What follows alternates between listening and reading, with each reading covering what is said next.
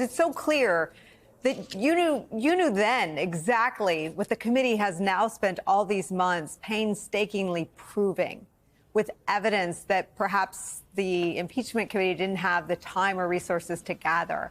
And I wonder if you can just speak to, and we showed that because there's so much that you knew even then, but just speak to how much more we know now.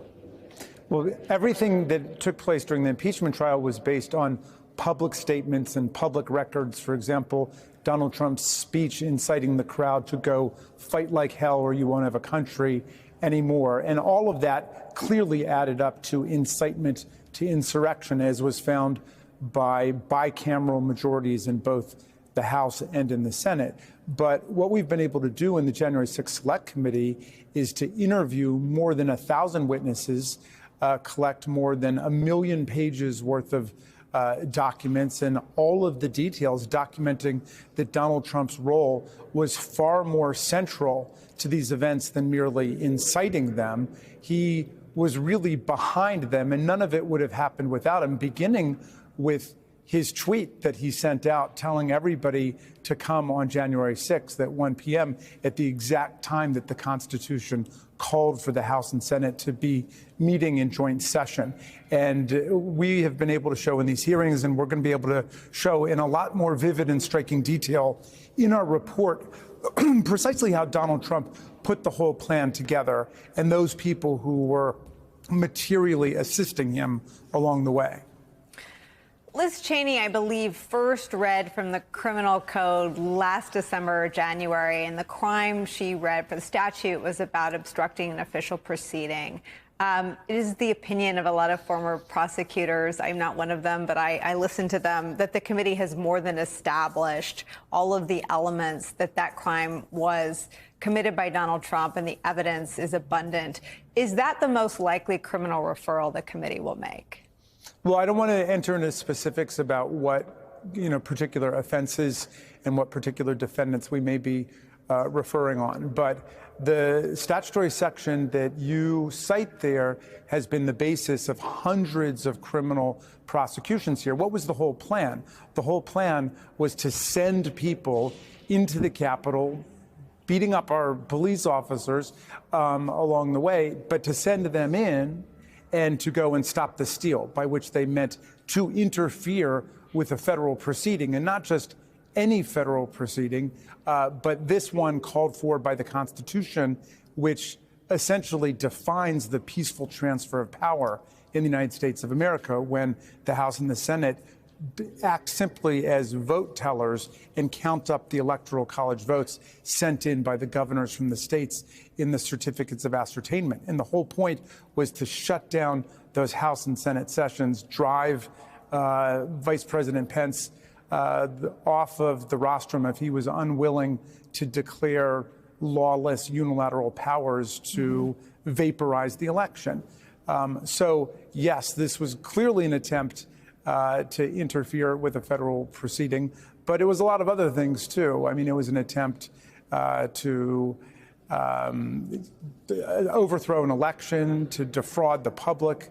It was an effort to shut down the U.S. government, and people are going to jail for seditious conspiracy. Seditious conspiracy means a conspiracy to overthrow or put down the government of the United States, or to interfere with the operation of its laws. And there are numerous people now who've been convicted of that and who have pleaded guilty to that. So there are no shortage of crimes that took place constitutive of the overall crime of trying to overthrow the election and essentially displace our proper constitutional order. You are one of 4 members on the Select Committee and the subcommittee of the Select Committee, helping the whole committee make decisions about who will be criminally referred to DOJ and for what crimes. I know you won't get ahead of your entire committee, but can you share what the Raskin principle is on criminal referrals? Well, the way that I'm thinking of it is we need to have clearly abundant evidence, even more than sufficient evidence to believe that this crime was committed. We want to be identifying key players in the operation. We want to make sure nobody falls through the cracks, and we want to make sure that the crimes that we're addressing have sufficient magnitude and gravity that the Congress of the United States needs to pronounce upon them. Obviously, Congress is the legislative branch. We don't prosecute crimes. We can't prosecute crimes. But just like everybody else in the country, when we've come into possession of evidence that crimes have been committed, and if those crimes go right to the heart of our constitutional order and its survivability, then we believe we have an obligation to turn it over to the Department of Justice and the proper executive branch authorities. Do you have any sense of what pieces of your investigation, and we've been talking about Mr. Heafey and other U.S. attorneys who are veterans of DOJ, not necessarily spent their whole career in Congress. And so the caliber and the quality of all of the work and all of the interviews that you have done and the other members have done and that the investigators on the committee has done is completely on par with any concurrent investigations or prosecutions. Do you have any sense of what DOJ is most eager to get their hands on, what they've been asking for the longest? Well, I've not spoken to anybody from the Department of Justice, and I have to assume that they're in possession of a lot of evidence that we never got to see. They have a prosecutorial and investigative arsenal that's much larger than ours is, but of course we got an earlier head start on this, and so we may indeed have information that they don't have. But I'm not sure that I can. I'm not sure that I can answer your question, but I have faith in the Department of Justice, and I think that the Attorney General engaged in a wise decision in appointing a special counsel who is absolutely beyond reproach, who has an extraordinary record of investigative and prosecutorial experience. And so I think that we can feel comfortable leaving it in their hands.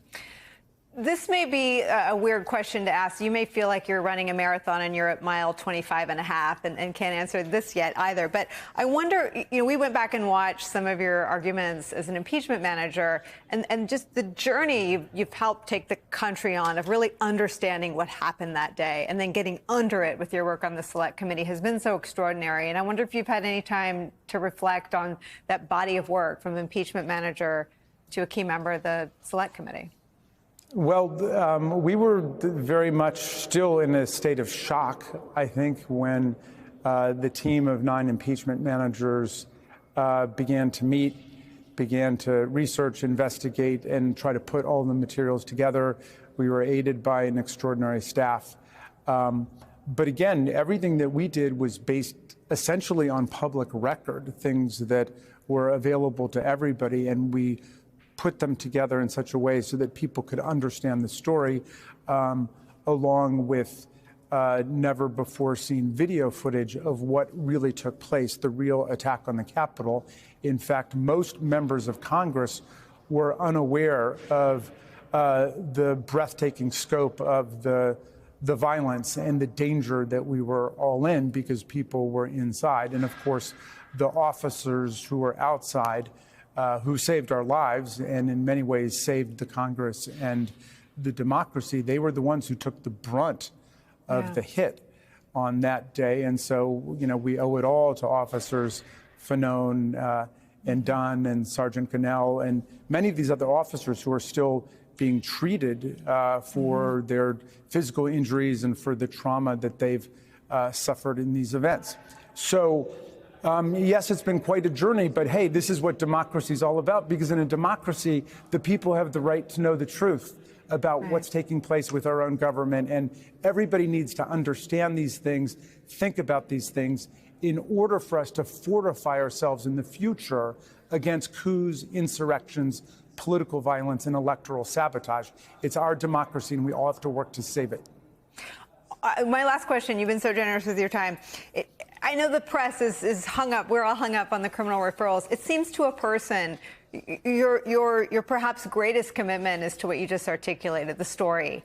And there's a great impact that the committee had all summer long. Our country, we all as a public, we went to school learning about how endangered our democracy really was. We heard from lifelong Republicans testifying to that story. To you, what is the most important thing that people take from the body of the committee's work? Well, I think that's a nice way of looking at it. You know, we can get up and we can, read people the Constitution. We can talk about the principles of the Constitution and democracy and the rule of law. But America itself is the story of people struggling for a more perfect union. And every generation has had to struggle to improve the country. And we began, everybody knows, as a slave republic. But today, here we are, still, even with Donald Trump at large, the greatest multiracial, multi-ethnic, multicultural constitutional democracy on earth, still the wonder of the world to people all over the place. But we have got to keep struggling to make ourselves a more perfect union if we're going to keep moving things in the right direction, because Donald Trump has unleashed a lot of the monsters of the last century against us: the racism, the authoritarianism, the anti-Semitism, neo-fascism. All of those things are out there. And so Americans have got to hang tough in order to defend our democracy and then to keep it growing, because democracy is always a thing that's in motion, getting better all the time.